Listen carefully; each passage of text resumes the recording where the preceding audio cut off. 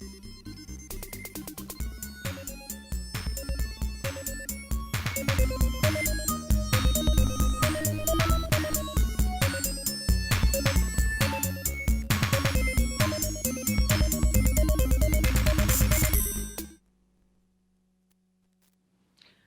and welcome to Clearview Television.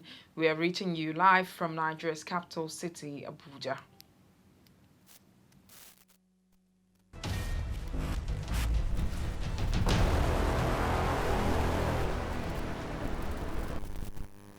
Secretary to the Government of the Federation, Boss Mustafa, recommends collaboration between political and religious leaders to help resolve Nigeria's security challenges. Zamfara State Governor Bello Matawalle shuts down all major markets, fueling stations in local areas to curb further security threats in the state.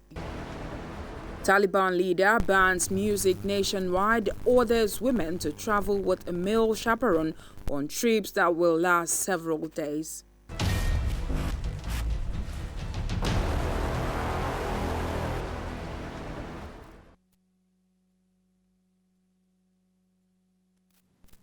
I am Nkiro Obuli. Welcome. The Secretary to the Government of the Federation, Boss Mustafa, says Nigeria's current security challenges call for a deeper collaboration between political and religious leaders in the country. He made the remark during the third quarter 2021 meeting of the Inter-Religious Council in Abuja. The SGF explained that religious and traditional leaders must partner with the government to end hostilities in Nigeria. According to him, Nigerians must continue to live and work as a community, assuring that the federal government will continue to give the needed support to religious and traditional leaders to promote peace and unity in the country. Governor of Zamfara State, Bello Matawalle, has declared the closure of all major markets in the state. The governor has also ordered the closure of all filling stations in local areas and that there should be no selling of fuel even in jerry cans. While the reason behind the closure remains sketchy, it is coming shortly after some abducted students of the College of Agriculture and Animal Sciences, Bakura, regained their freedom.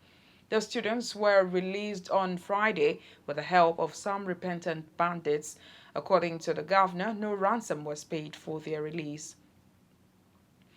The Chief of Army Staff, Lieutenant General Farouk Yahya, says ongoing collaborations among security agencies aimed at ending Boko Haram insurgency, banditry, kidnapping, and all other forms of criminality is already yielding desired results.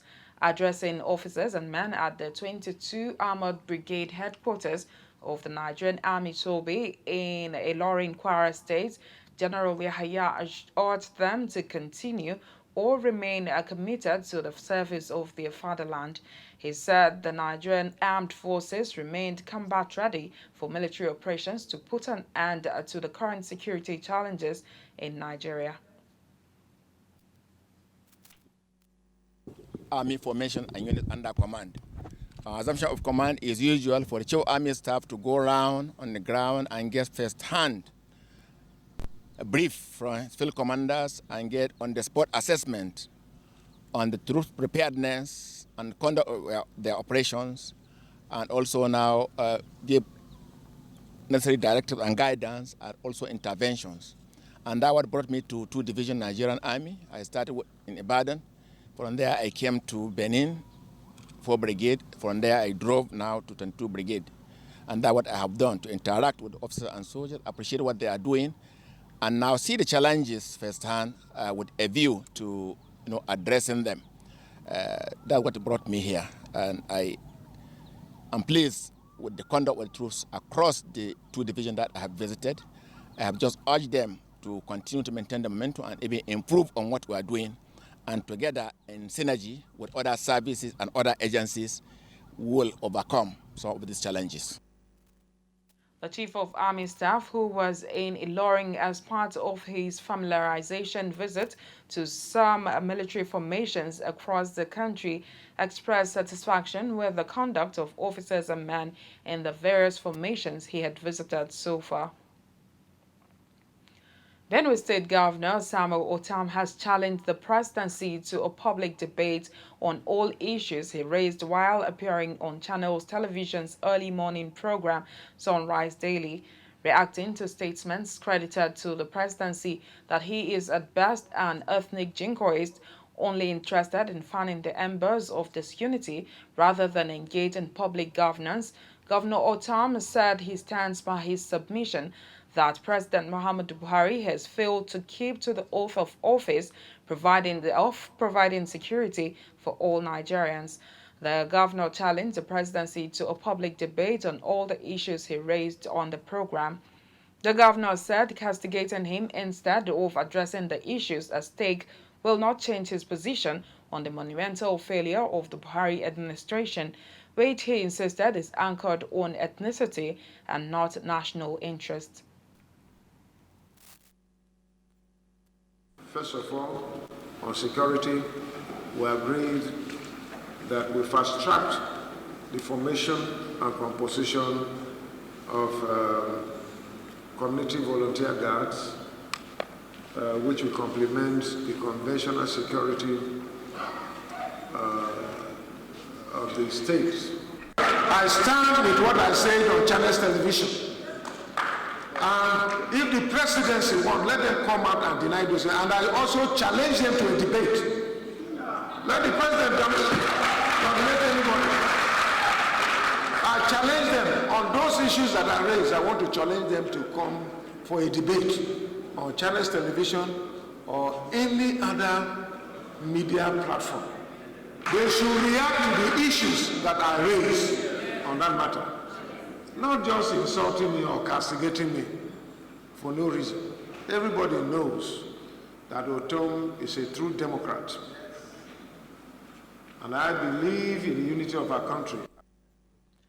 President Buhari's senior special assistant on media and publicity, Shehu Garba, had on Channels Television evening program Politics Today dismissed Governor Otam as a rabble-rouser who is only engaged in championing ethnic causes to cover up his lack of performance.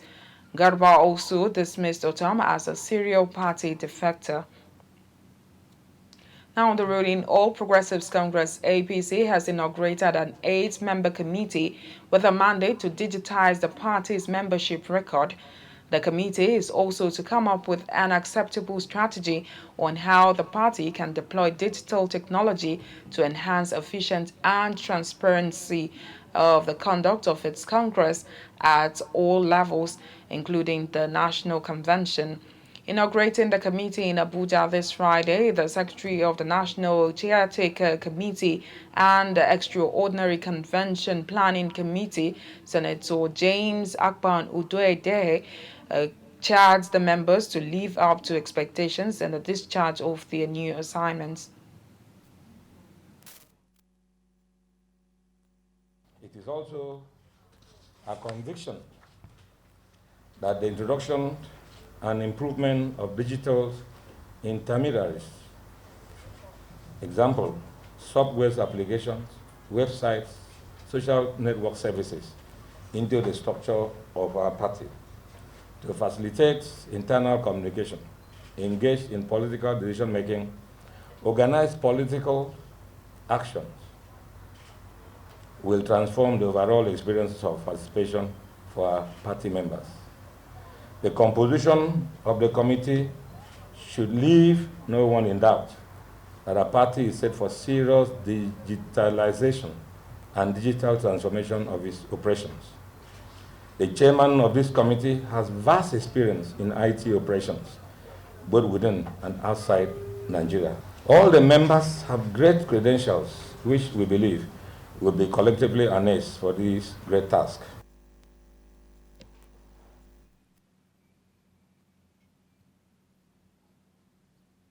Former Senate President Bukola Saraki is upbeat that the leadership crisis rocking the People's Democratic Party will be resolved in the coming days to provide the needed alternative for Nigerians in the next general election. Saraki expressed the hope when he paid the Benue State Governor Samuel Otam a visit at his Abuja residence.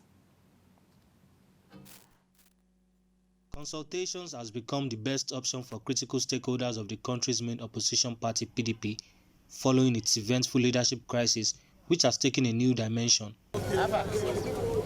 The dialogue continued at the Abuja residence of the Benue State Governor Samuel Otom with the former president of the Nigerian Senate, Bukola Saraki. Little I know, what is important is there is a determination on PDP to resolve our issues, to be able to unite and focus on the convention ahead. That is what will drive all of us. All those, at the end of it, we are talking politics. At the end of the day, what happens in the country must end up being survived. We are a family, so we will sort it out. So I'll just tell Nigerians to bear it. It's just a matter of days. By the time we finish our neck, you will see all this. At the end of the day, politics is resolved politically, not in the courtroom. Even the tongue and the teeth, they fight sometimes, but they find a way of resolving issues and settling. So that is what is happening in PDP now. But I tell you, I quote from the Bible, many are the afflictions of the righteous, but the Lord God will deliver them from all. And I think that that is the position of PDP. We have afflictions going on. They expressed optimism that all the issues will be resolved amicably to provide the much desired alternative come 2023 presidential election. To some business news, the Nigerian National Petroleum Corporation (NNPC) is considering an initial public offering after declaring a profit at the first in its 44 years of operation. A bill recently signed by President Muhammadu Buhari holds in it a clause that enables the NNPC offer shares to the public. The president had on Thursday announced the declaration of a profit after tax of 287 billion naira in the year 2020.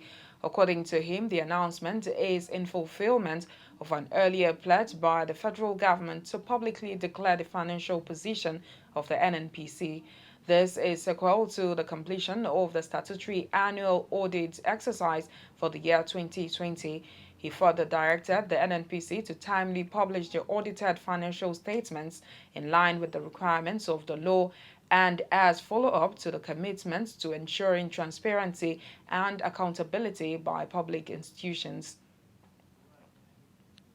The Director General of the National Youth Service Corps, Brigadier General Shaibu Ibrahim, has pledged the commitment of the scheme towards the sustenance of strict enforcement of COVID-19 preventive and safety protocols in order to guarantee seamless and smooth orientation course and service here.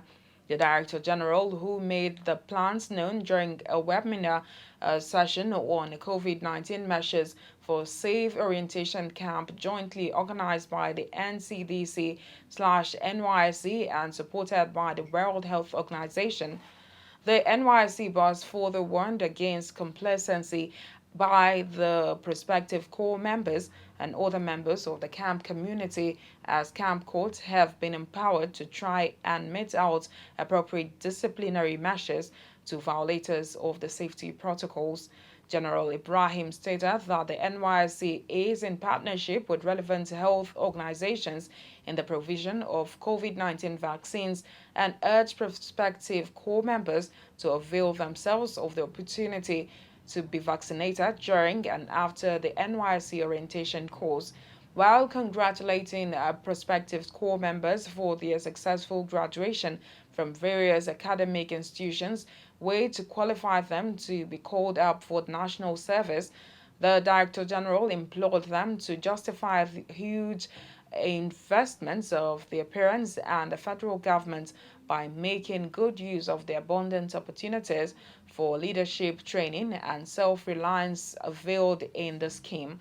The NYSC helmsman reiterated the need for corps members to be security conscious and avoid night journeys and urged them to always reach out to the NYSC secretariats, military and police formations, as well as other security agencies for shelter in a situation where their journeys extend beyond 6 p.m.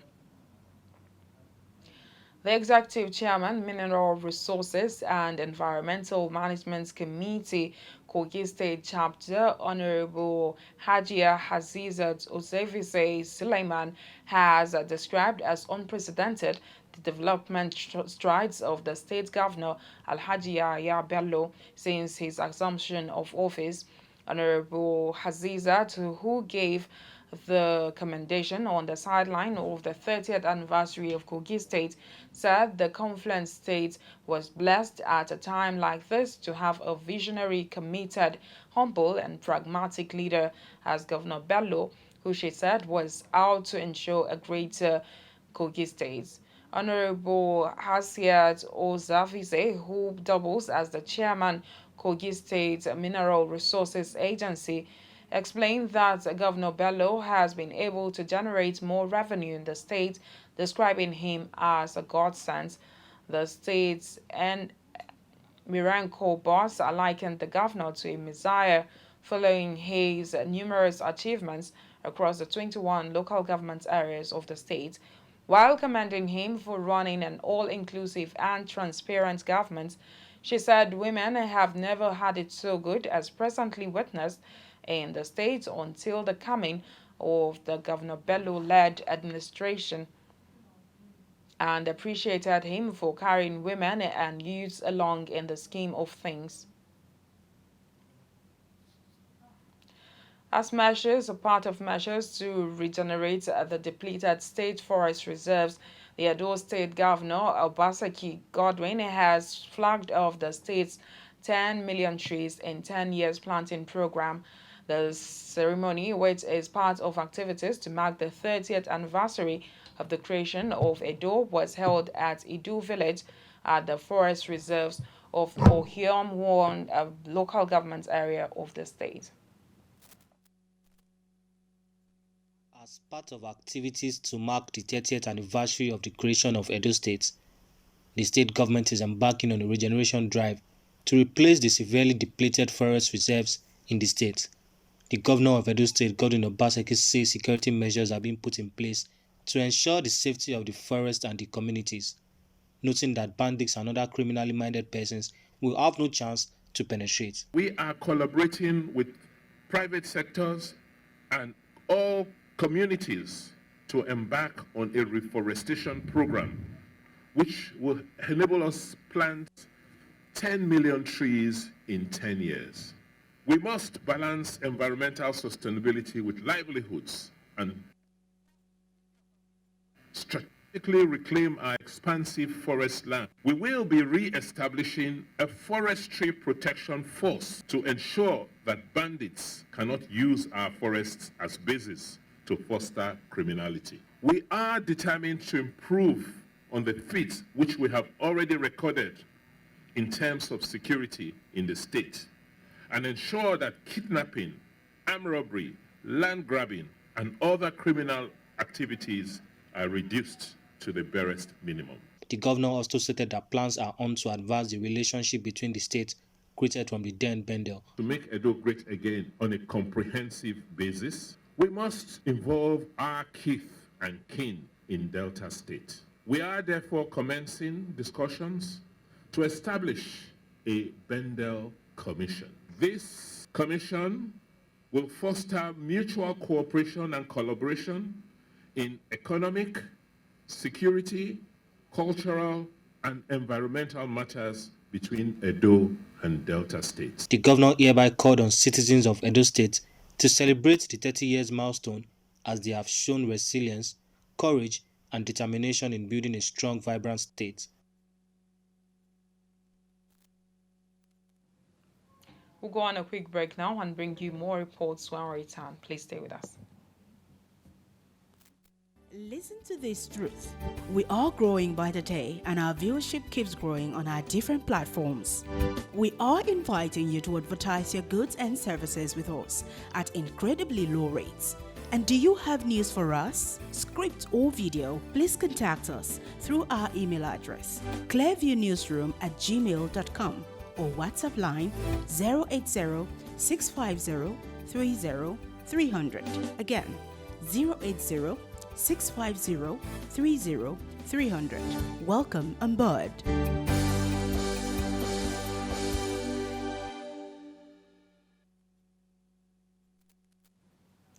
You're welcome back and to the foreign scene. Now, a Taliban leader has announced that music will be banned in Afghanistan and women will be required to travel with a male chaperone on trips that last several days, even as he promises the Taliban will be more liberal than they were 20 years ago. Taliban spokesman Zabihullah Mujahid said while women will eventually be allowed to return to work and go on trips to school and hospitals, they will need a male chaperone for trips that last several days, and music will be banned in the country. He suggested that the Taliban will let women return to their jobs in the future as long as they wear a head covering, and said concerns that the Taliban will once again force women to stay inside and cover their faces are baseless.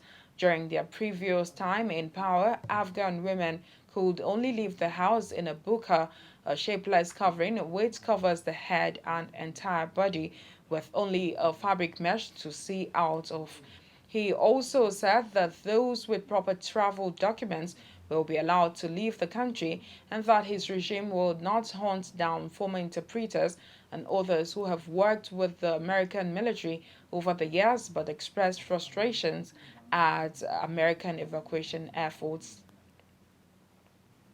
And in sports, sports NGO says athlete Kristina Samanskaya, who said the Belarus team tried to forcibly fly her home from the Tokyo Olympics, has since sought refuge in Poland and has sold her medal for $21,000. The Belarusian Sports Solidarity Foundation, BSSF, said on its Telegram, BSSF, an organization that supports opposition athletes, said Simonouskaya's silver medal from the 2019 European Games attracted a lot of interest from collectors and patrons of art. The sprinter said she plans to donate the money towards helping athletes like herself who have suffered. Earlier this month, Simonouskaya found herself in the international spotlight after she claimed her team was forcing her to leave the Olympic Games in Tokyo early and return to authoritarian Belarus. The runner spent the night in an airport hotel after seeking protection with Tokyo 2020 officials to avoid getting on a plane. She later defected to Poland. The uproar erupted after the athlete had criticized the Belarusian Athletics Federation for entering her into a relay race without giving her notice. Two Belarusian coaches were stripped of their Olympic accreditation over the incident, with Belarus strongman leader Alexandra Lukashenkova denies. Manchester United has announced it reached a deal to re-sign Cristiano Ronaldo from Juventus 12 years after he left Old Trafford for Real Madrid. United swoop capped a tumultuous 24 hours during which Ronaldo initially seemed poised to join rivals Manchester City. Premier League champion City had been widely linked with a move for the Portuguese after missing out on England's captain Harry Kane. However, United's manager Ole Gunnar Solskjaer hinted a deal was in the offing during his pre-match press conference on a Friday ahead of Sunday's Premier League trip to Wolves. Sky Sports Italia reported that United have offered Juve 28 million euros, agreeing a two-year deal with the superstar attacker worth 25 million euros per season. Ronaldo won the first of his 5 Champions League titles and was first crowned the world's best player during 6 years at United between 2003 and 2009. In total, he scored 118 goals in 292 games, also winning 3 Premier League titles, 1 FA Cup and 2 League Cups. Earlier in the day, Juve's coach Massimiliano Allegri confirmed the 5-time Ballon d'Or winner's desire to leave the Italian giants. Ronaldo won 2 Serie A titles with Juve, but his time in Turin has not lived up to expectations. Well, before we go, a quick recap of our main stories.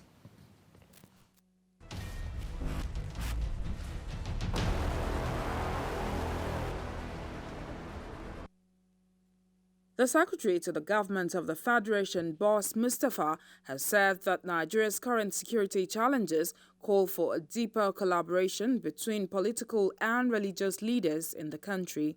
He made the remarks during the third quarter 2021 meeting of the Intra-Religious Council in Abuja. Zamfara State Governor Bello Matawalle has ordered the immediate shutdown of all major markets as well as fueling stations in local areas of the state. The governor also banned the sale of fuel in jerrycans across the state. We also told you that a Taliban leader has announced that henceforth music will be banned in Afghanistan and that women will now be required to travel with a male chaperone on trips lasting several days. He, however, promised that the Taliban will be more liberal than they were 20 years ago.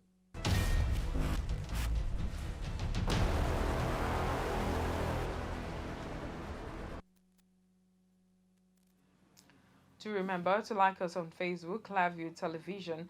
Follow us on Twitter at Clearview Online. Follow us on Instagram at Clearview TV_Angie. And also remember to subscribe to our YouTube channel, Clearview TV.